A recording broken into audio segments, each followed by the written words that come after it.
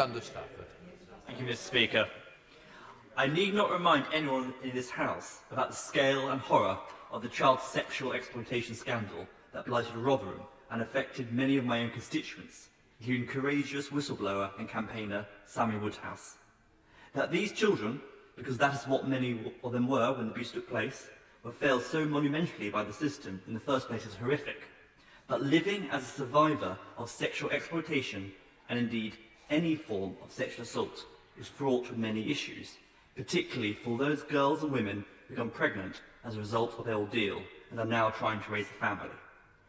The children born to survivors of sexual assault should not, as currently happens, be automatically identified as being at risk of abuse, and their mothers, many of whom have been failed once already, should not be threatened with the removal of their children on the basis of no other evidence than they themselves were once victims.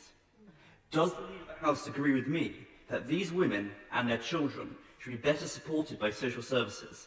And will we hold a debate on government time on the disturbing findings of the Case for Change, a report published by the Chair of the Children's Social Care Review, so we may right this historic wrong, which is still victimising survivors of CSC and sexual assault today?